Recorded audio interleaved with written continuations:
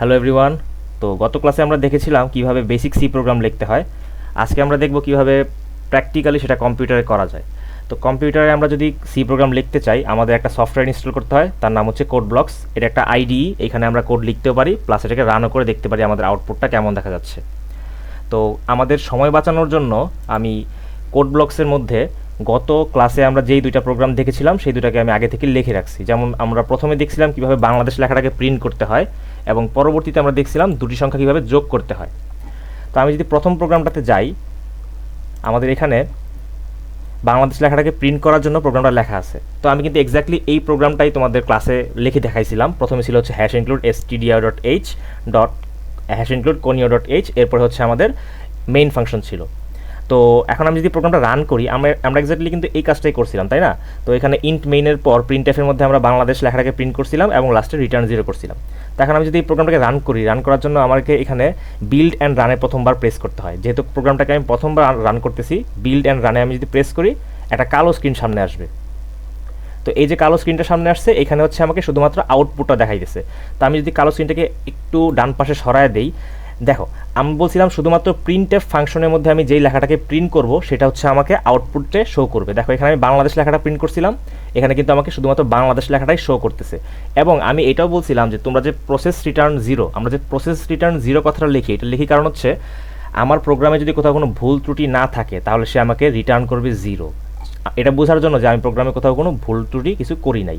এখন আমি যদি প্রোগ্রামটাকে একটু মডিফাই করার চেষ্টা করি, ধরো এখানে আমি যদি লিখতে চাই যে I love my country Bangladesh, এখন আমি লিখছি I love my country Bangladesh. এখন যদি আমি প্রোগ্রামটাকে আবার রান করি, তাহলে কিন্তু সে আসলে কি করবে, এই পুরা লাইনটাই সে আমাকে প্রিন্ট করে দেখাবে। তো আমি যদি আবার রান করি, এখানে সে কি প্রিন্ট করলো, I love my country Bangladesh. আচ্ছা, তো আমি আরেকটা কথা বলছিলাম যে আমরা চাইলে এই যে #conio.h এই লেখাটাকে স্কিপ করতে পারি, এটা আমাদের কোনো কাজে লাগে না। আমি যদি স্কিপ করি, আপাতত কাজে লাগে অবশ্যই, তবে আমাদের ক্ষেত্রে আপাতত কাজে লাগতেছে না। আমি যদি এটাকে স্কিপ করে যদি আমি এটাকে আবার রান করি, দেখো আমি কিন্তু এক্স্যাক্টলি সেম আউটপুটটাই পাবো যেটা আমি একটু আগে পাইছিলাম, I love my country Bangladesh, একদম এক্স্যাক্টলি সেম আউটপুটটাই কিন্তু আমি পাইতেছি। ঠিক আছে, তো আমি যদি চাই এখানে আরও লাইন প্রিন্ট করতে পারি, আমি লাইনটাকে কপি করে পেস্ট করলাম। আচ্ছা, এটা কপি হচ্ছে না, আমি পুরোটা ধরে কপি করে নিই, Ctrl+C Ctrl+V। ওকে, এখন আমি যদি চাই যে আমি এখানে অন্য একটা লাইন প্রিন্ট করব, আমি চাচ্ছি যে এখানে আমার দুইটা লাইন প্রিন্ট হবে, I love my country Bangladesh, এরপরে আমি চাই আমি আমার নামটা প্রিন্ট করব। এখন আমি যদি এটাকে প্রিন্ট করি, সেই ক্ষেত্রে সে কিন্তু আমাকে কি দেখাচ্ছে, I love my country Bangladesh, এরপরে একদম পাশেই দেখাচ্ছে নাইম আহমেদ। এখন এই সমস্যাটা যদি আমি সমাধান করতে চাই, আমি যদি চাই যে আমার এই লেখা দুই লাইনে আসবে, প্রথম লাইনে আসবে I love my country Bangladesh এবং দ্বিতীয় লাইনে আসবে হচ্ছে নাইম আহমেদ, তাহলে আমাদের একটা লাইন ব্রেক করতে হবে। আমরা HTML যখন শিখছিলাম তখন দেখছিলাম যে লাইন ব্রেক করার জন্য আমরা ব্রেক ট্যাগ ব্যবহার করি, আর সি প্রোগ্রামে আমরা যদি কোনো একটা লাইনকে ভাঙতে চাই বা ব্রেক করতে চাই, তাহলে আমরা এখানে একটা \n দিব। এই \n এই কাজটুকুর মাধ্যমে আমি একটা নতুন লাইনে যাওয়ার জন্য বলতেছি, নিউ লাইনে যাওয়ার জন্য বলতেছি। তো এখন আমি যদি রান করি, আবার বিল্ট অ্যান্ড রানে দিলাম, তাহলে সেই ক্ষেত্রে কী করতেছে, I love my country Bangladesh, এরপরে নতুন একটা লাইনে সে প্রিন্ট করতেছে নাইম আহমেদ। তো যেহেতু আমার প্রোগ্রামে কোনো ভুল নাই, এজন্য সে প্রসেস রিটার্ন 0 দেখাচ্ছে। আচ্ছা, এখন ধরো আমি প্রোগ্রামে একটু ভুল করছি, আমি এখানে সেমিকোলনটা দিই নাই। আমি বলছিলাম যে সি প্রোগ্রামের ক্ষেত্রে এই সেমিকোলনগুলা বা যে কোনো কিছু কিন্তু ইম্পর্টেন্ট। আমি ধরো সেমিকোলনটা যদি কেটে দিই, আমি ধরো এই জিনিসটা দেই নাই, ভুল করছি। এখন আমি যদি রান দিই, সে কিন্তু আমাকে আউটপুট দেখাবে না, এবং এখানে একটা লাল রঙের ইন্ডিকেটর দিয়ে আমাকে শো করতেছে যে এই লাইনটাতে 3 নাম্বার লাইনে আমি একটা ভুল করছি। ভুলটা কি, এখন আমি যদি আবার খেয়াল করি, আমি এখানে সেমিকোলন দেই নাই, সেমিকোলনটা দিয়ে দিলাম। এখন ধরো তুমি কোনো কারণে এই পিটা বড় হাতে দিছো, পিটা ছোট হাতের জায়গায় বড় হাতের দিছো, তো এখন যদি রান করি, এখনও কিন্তু সে আসলে আউটপুট আমাকে দেখাবে না, কারণ আমি এখানে পিটা বড় হাতে দিয়ে ফেলছি। তাহলে আমি পিটাকে আবার ছোট হাতের করে দিই। সুতরাং আমাদের সি প্রোগ্রামের ক্ষেত্রে কিওয়ার্ডসগুলো অবশ্যই ছোট হাতের হবে। কিওয়ার্ডস বলতে প্রিন্টএফ, স্ক্যানএফ, ইন্ট, মেইন, এগুলো সবই কিন্তু আমরা ছোট হাতের লিখবো। আমি যদি এখানে ইন্টের আইটা বড় হাতে দিয়ে দিই, এখন আমি যদি রান দিই, দেখবা যে আসলে আউটপুটটা আসতেছে না। এখানে বলতেছে আমি একটা ভুল করছি। ভুলটা কি, আমি আইটা বড় হাতে দিয়ে ফেলছি, ছোট হাতে দিলাম। এখন আমি যদি রান করি, তাহলে আমার আউটপুটটা শো করবে, এই যে সে শো করতেছে যে I love my country Bangladesh Naim Ahmed.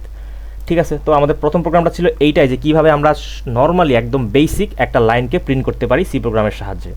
দ্বিতীয় যে প্রোগ্রামটা আমরা দেখছিলাম সেখানে ছিল হচ্ছে আমাদের, আমি একটু জুম করি তোমাদের দেখার সুবিধার্থে, এই যে এইখানে আমাদের দুইটা সংখ্যা নিয়েছিলাম আমরা বলছিলাম যে দুটি সংখ্যার সাম করার জন্য বা যোগ ফলের জন্য সি প্রোগ্রাম লিখতে হবে আমাদের। তো এইখানে প্রথমে আমরা হ্যাশ ইনক্লুড str.h তো লিখলাম, হেডার ফাংশন দেওয়ার পরে আমরা ইন্ট মেনে যাওয়ার পর আমরা তিনটা চলক নিছি। ইন্ট মানে হচ্ছে ইন্টিজার টাইপের চলক, আমি তিনটা নিলাম, এ বি এবং সাম। এ আর বি এর মধ্যে আমি বলছিলাম যে আমরা দুইটা সংখ্যাকে রাখবো এবং সামের মধ্যে আমরা যোগফলটাকে রাখবো। আর এই প্রিন্টএফ ফাংশনটার সাহায্যে আমরা একটা মেসেজ প্রিন্ট করতে চাচ্ছিলাম যে আমাকে এ এবং বি এর মানটা প্রিন্ট করে দেন।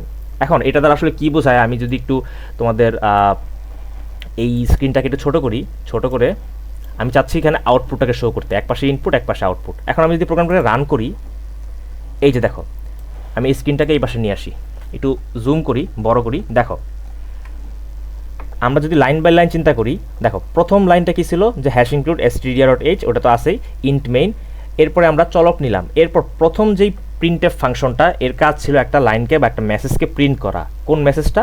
Enter a, b। এখানে কিন্তু এন্টার a, b এক্স্যাক্টলি আমি এই ইনভার্টেড কমার মধ্যে যা লিখছি তাই কিন্তু সে লিখে বসে আছে। এখন একটা স্ক্রিন তোমরা দেখতেছো ব্লিঙ্ক করতেছে বারবার, এই অংশটুকু মানে সে আমাকে বলতেছে a এবং b এর মান তাকে দেওয়ার জন্য। যতক্ষণ পর্যন্ত আমি এ এবং বি এর মানটা না দিব, আমার এই কালো স্ক্রিনটা এইভাবেই থাকবে। মানে আমি যতক্ষণ পর্যন্ত মানটা না দিব, মানে এই লাইনে কাজটা আমি যতক্ষণ পর্যন্ত না করব ততক্ষণ পর্যন্ত কিন্তু সে নিচে যাবে না। আমাদের সি প্রোগ্রামটা এক্স্যাক্টলি এইভাবেই কাজ করে, লাইন বাই লাইন এক্সিকিউট হয়। প্রথমে 1 নাম্বার লাইন, তারপর 2 নাম্বার লাইন, তারপর 3 নাম্বার লাইন, তারপর 4 নাম্বার লাইন, এইভাবে। তো এখন বর্তমানে আমার প্রোগ্রামটা এই লাইন পর্যন্ত এক্সিকিউট করতে পারছে এবং এই লাইনে সে আটকে আছে। যতক্ষণ পর্যন্ত আমি তাকে মানটা না দিব ততক্ষণ পর্যন্ত সে কিন্তু আমাকে ফলাফলটা দিতে পারবে না। তো এখন এই লাইনটা দ্বারা আমরা কী করছিলাম, স্ক্যানএফ ফাংশনের সাহায্যে আমরা বলছিলাম যে আমরা ইনপুট নেই ইউজারের কাছ থেকে, বা যেই লোকটা প্রোগ্রাম রান করছে তার কাছ থেকে আমরা ইনপুট নেই। মডুলাস ডি দুইবার কেন দিয়েছিলাম? মডুলাস ডি দুইবার দেওয়ার কারণ হচ্ছে আমরা দুইটা ইন্টিজার টাইপের সংখ্যা নিব বা দুইটা পূর্ণ সংখ্যা নিব, এবং পূর্ণ সংখ্যার জন্য আমাদের ডি লিখতে হয়। তাহলে মডুলাস ডি দুইবার দেওয়ার কারণ হচ্ছে দুইটা ইন্টিজার টাইপের সংখ্যা নিব এবং রাখবো কার মধ্যে? এর মধ্যে। তো প্রথম সংখ্যাটা রাখবো এর মধ্যে এবং দ্বিতীয় সংখ্যাটা রাখবো হচ্ছে বি এর মধ্যে। তার জন্য আমরা %a এবং %b দিয়েছিলাম। ওকে, এরপর আমার কাজটা কী ছিল? এরপর আমার কাজটা হচ্ছে দুটো সংখ্যাকে যোগ করে ফেলতে হবে। তো সাম ইকুয়াল a প্লাস b যোগ করলাম। এখন আমি যদি এই প্রোগ্রামটাকে এইভাবে রেখে দিতাম তাহলে কিন্তু সে আমাকে কোনো আউটপুট দিত না, কারণ আমি জাস্ট যোগ করছি কিন্তু ফলাফলটা প্রিন্ট করি নাই। তো লাস্টের যে লাইনটা, এই যে লাস্টের আগের যে লাইনটা প্রিন্টএফ, এই ফাংশনের সাহায্যে আমি আউটপুটটা শো করতে চাই যে a আর b যোগ করলে অ্যান্সারটা কত হয়। তো রেজাল্ট ইজ মডুলাস ডি। এইখানে মডুলাস ডি দ্বারা বোঝানো হচ্ছে আমি একটা ইন্টিজার টাইপের সংখ্যা এখানে প্রিন্ট করব এবং সেই ইন্টিজার টাইপের সংখ্যাটা কী হবে? আমার এই যোগফলটা। এখানে আমি লিখে দিচ্ছি যে এখানে সামের মানটাকে ছাপাইতে হবে, এই অংশে সামের মানটাকে সে ছাপাবে। এখন ধরো আমি যদি একটু ইনপুট দেই, আমি ধরো ইনপুট দিলাম 10 আর হচ্ছে 20। আমরা জানি 10 আর 20 ইনপুট দিলে আমাকে সে যোগফল করলে 30 দেওয়ার কথা। আমি যদি এন্টার প্রেস করি, সে দেখো কি লিখছে, রেজাল্ট ইজ 30। তার মানে সে কি এই যে এই লেখাটুকু প্রথমে লিখছে রেজাল্ট ইজ, তারপর আমি এখানে যা লিখছি সেটা সে প্রিন্ট করছে। সরি, আমি এখানে 10 দিয়ে ফেলছিলাম ভুলবশত, এটা থাকবে না এখানে। তো সেখানে রেজাল্ট ইজ 30 শো করতেছে। এখন আমি আরেকবার একটু যদি রান করি তাহলে তোমাদের বুঝতে সুবিধা হবে। আবার যদি রান করি, এটাকে আবার এই পাশে নিয়ে আসলাম। এখন আমি আরও দুইটা অন্য সংখ্যা দিব, এ বি এর জায়গায় দুইটা অন্য সংখ্যা দিব। আচ্ছা ঠিক আছে, আমি এখন দিই 15 আর হচ্ছে 40, দুইটা সংখ্যা দিলাম। তাহলে সে কী করবে? রেজাল্ট ইজ 15 আর 40-এর যোগফল কত দেখাবে? 55 দেখাবে। এখন দেখো রেজাল্ট ইজ 55 এরকম দেখাচ্ছে।